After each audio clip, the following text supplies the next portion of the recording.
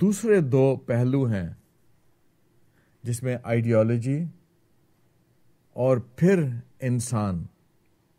Ideology ہمارے پاس بہت زبردست، الحمدللہ ہم مسلمان ہیں، قرآن ہمارے پاس ہے جو دین ہدایت ہے.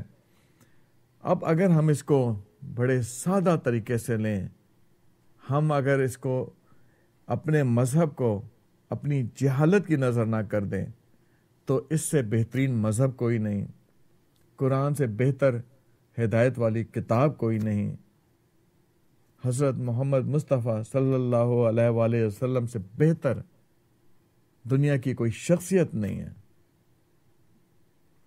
جو کسی کی رہنمائی کر سکتا ہو. ہماری دھرتی پر علامہ اقبال، سر سید احمد خان، قائد اعظم لیاقت علی خان جیسے انسانوں کی لاکھوں گائیڈ لائنز آج بھی موجود ہیں، ان کے فرمان آج بھی ہمارے پاس موجود ہیں. یہ اور بات ہے کہ ہم نے ان کو لائبریریز کی بک شیلف میں کہیں دفنا دیا ہے. تو آئیڈیالوجی کا تو کوئی ایشو نہیں ہے ہمارے ملک میں. جو ایشو نظر آتا ہے وہ ہمارا خود کا بنایا ہوا ہے. یہ خود کون ہے؟ یہ وہ تیسرا انگریڈینٹ ہے جو کسی ملک کا ہوتا ہے، اور وہ ہے انسان. کیونکہ ملک،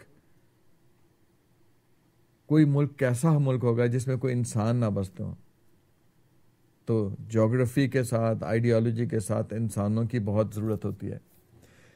پاکستان میں بھی انسان رہتے ہیں، اور الحمدللہ آج 18 کروڑ عوام کا یہ ملک ہے. وہ ملک جس کے لیے ہندوستان کے مسلمانوں نے برسوں نعرے لگائے، لے کے رہیں گے پاکستان، بن کے رہے گا پاکستان. آج یہ 18 کروڑ مسلمانوں کی دلوں کی دھڑکن ہے. 18 کروڑ انسان یہاں بستے ہیں، اور ان 18 کروڑ انسانوں کو اگر ہم تھوڑا سا ان کا موازنہ کریں، انالیسس کریں کہ یہ کیسے لوگ ہیں، یعنی ان کی کنفیگریشن کیا ہے، تو ہم دیکھتے ہیں کہ جو 14 سے 40 سال کی عمر کے لوگ ہیں ان کی تعداد تقریباً 68% ہے.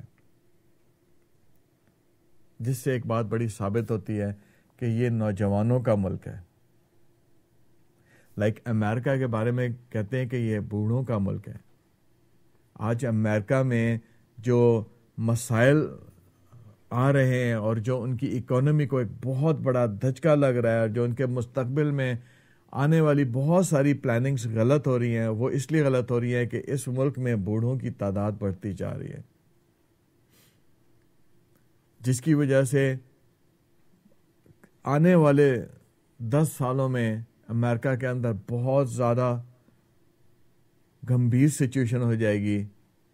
ان کے اس نظام کو جو انہوں نے ابھی تک رکھا ہوا ہے، میں ان کے نظام کے اوپر کوئی ڈیبیٹ کرنا نہیں چاہتا، لیکن بہرحال ہمارا وطن نوجوانوں کا وطن ہے. یہ میں نہیں کہہ رہا، یہ ہمارے ملک کی ایک حقیقت ہے. پاکستان نوجوانوں کا ملک ہے. اب مسئلہ یہ ہو جاتا ہے کہ یہ جو نوجوان ہیں یہ کون ہیں، یعنی اسپرچولی کیا ہیں؟ تو یہ سب کے سب مسلمان ہیں. ان میں 98% جو ہیں وہ مسلمان ہیں. جو باقی ہمارے بھائی رہتے ہیں اس ملک میں، جو ہندو، عیسائی، سکھ، کرسچن اور بے شمار چھوٹی چھوٹی اور مذاہب کے لوگ رہتے ہیں، کیونکہ ہمارا ملک جو ہے یہ ایک ایسا ملک ہے جس میں ہر کسی کو آزادی ہے کہ وہ اپنی مرضی سے رہ سکتا ہے. تو اس لیے بے شمار مذاہب کے لوگ ہمارے ملک میں رہتے ہیں، اگرچہ ان کی تعداد بہت تھوڑی ہے.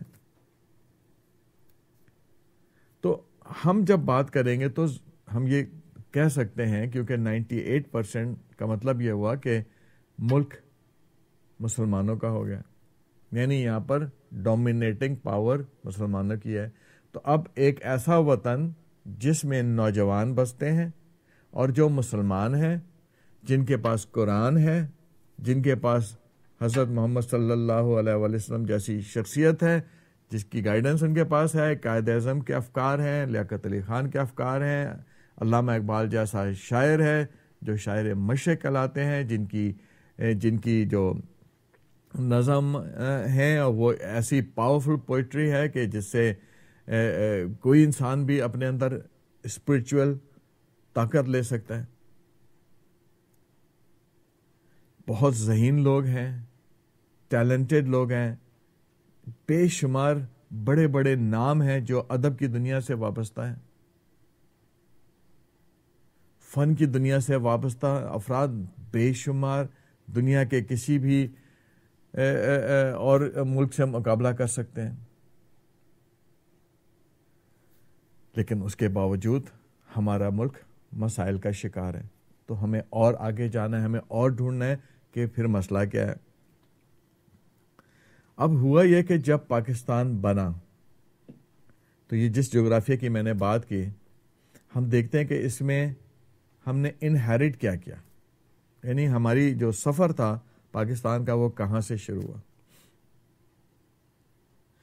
جب پاکستان آزاد ہوا 1947 کو، اس وقت سے لے کے آج تک اگر ہم اس کے شہروں کے نام گننا شروع کریں تو سوائے ایک شہر کے باقی سارے شہر وہی ہیں جو آج سے 63 سال پہلے ہمیں ورثے میں ملے تھے. مثلاً اگر میں ساری عمر پاکستان میں رہنے کے باوجود اگر میں عزت نام گننا چاہوں تو تھوڑے ہی سے نام ہیں جو میری زبان پہ آئیں گے، جس میں کراچی، ہم اگر ساؤتھ سے چلنا شروع کریں کراچی میرے ذہن میں آئے گا، حیدرآباد، سکھر، اور نیچے آ جاؤں ملتان آ جائے گا، لاہور آ جائے گا، اور تھوڑا نیچے آ جائیں تو جیلم آ جائے گا، اور تھوڑا سا نیچے آ جائیں تو راول پنڈی آ جائے گا، اور تھوڑا نیچے چلے جائیں تو اٹک آ جائے گا، اور تھوڑا نیچے چلے جائیں تو پشاور آ جائے گا. ان بٹوین چھوٹے چھوٹے شہر ہیں.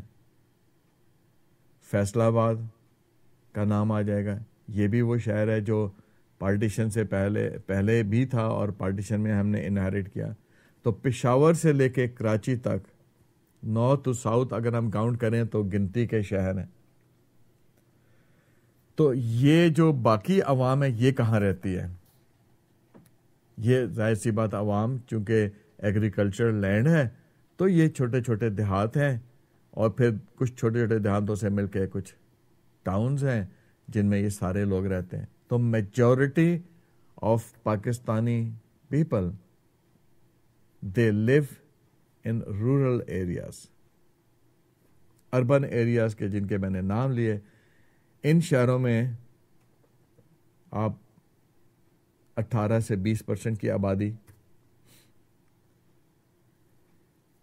تو یہ تو ہوگی ڈیموگرافی اس ملک کے لوگوں کی کہ ہمارے ملک میں آج بھی گنتی کے شہر ہیں، اور جو شہر ہیں ان میں اور یہ جو دیہات یا چھوٹے شہر ہیں ان میں زمین آسمان کا فرق ہے.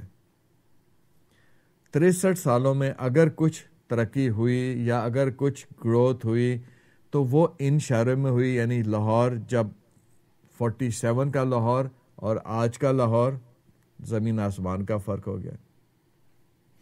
47 کا کراچی چھوٹا سا کھارا در آج ایک دنیا کی بہت بڑی میٹروپولیٹن بن گیا، 2 کروڑ کے قریب لوگ وہاں بستے ہیں. چھوٹا سا فیصل آباد آج ایک بہت بڑی ٹیکسٹائل کا ہب ہے.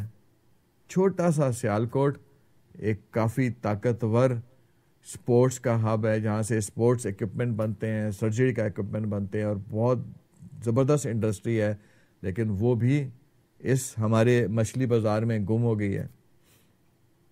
47 کا پشاور اور آج کا پشاور زمین آسمان کا فرق ہے. قبائلی علاقے ہمارے جو 47 میں تھے شاید آج بھی ویسے ہی ہیں. میں نہیں سمجھتا ان میں کوئی تھوڑا سا بھی فرق پڑا ہے، سوائے اس کے کہ کچھ تعلیمی ادارے بن گئے ہیں، کچھ ماڈرن ایمینٹیز وہاں پر آ گئی ہیں. That's it. تو ہوا کیا کہ 47 سے لے کے اور آج تک ہمارے لوگ جہاں تھے وہیں کے وہیں رہے. یہ جو چند شہر جن میں سارا جو ریولوشنائز ہوا, اس کی وجہ سے سارے جو ہمارے دیہاتوں کے جو کراؤڈ تھا وہ سارا کنسنٹریٹ ہو گیا آ کے شہروں کے اندر. لوگوں نے اپنی زمینیں چھوڑیں اور شہروں میں آ بسے. صرف دیہات میں وہ رہ گیا جو بیچارہ شاید اس قابل ہی نہیں تھا کہ وہ شہر تک بھی پہنچ سکے.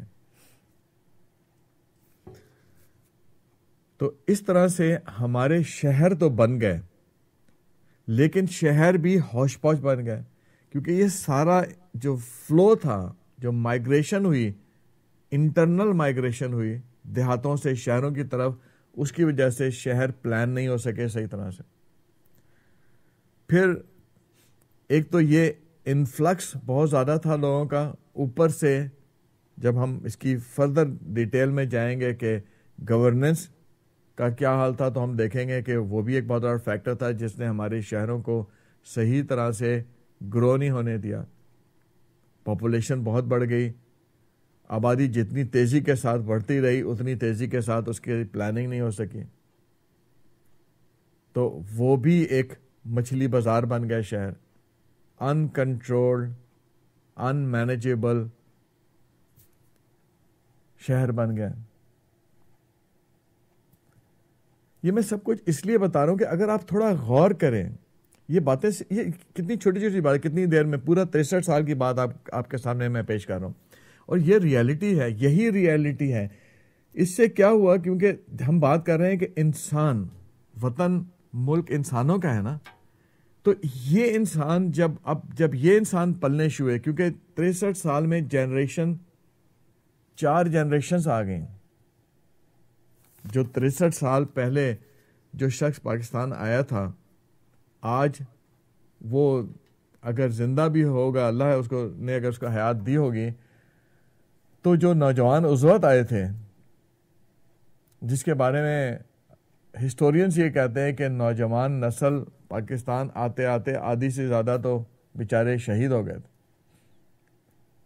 تو جو آپ آئے وہ بھی آج 63 سال میں کس عمر کے ہوں گے, تو وہ تو بیچارے اب کسی قابل نہ رہے. ان کی جو جنریشنز گرو ہوئیں وہ اس قیاس کے ساتھ ہوئیں کہ گاؤں سے, دیہاتوں سے, ایک تو اتنی بڑی مائگریشن بارڈر کراس کرنے ہوئی, پھر ود ان ملک یہ لوگ شہروں کی طرف ہجرت کرتے رہے, اور بے مقصد صرف اس امید پہ کہ حالات بہتر ہوں, اپنے حالات کو بہتر کرنے کے لیے ایک اندیکھی منزل کی طرف چلتے رہے اور شہروں میں آ بسے, جس سے شہر ان مینیجیبل ہو گئے. آپ دیکھیں کہ جہاں انسان ہوتے ہیں, انسانوں کے لیے پوری دنیا میں جب شہر آباد کیا جاتا ہے, لائک جیسے اسلام آباد ہے,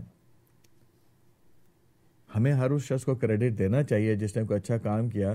ایوب خان نے, چاہے ان کا نظریہ کچھ بھی ہو, ان کے دماغ میں شہر بساتے ہوئے کچھ بھی کوئی چیز کیوں نہ ہو, لیکن شک کا فائدہ دیتے ہوئے میں تو یہ کہوں گا کہ اس شخص نے ہمارے ملک کو ایک اتنا بڑا شہر دے دیا.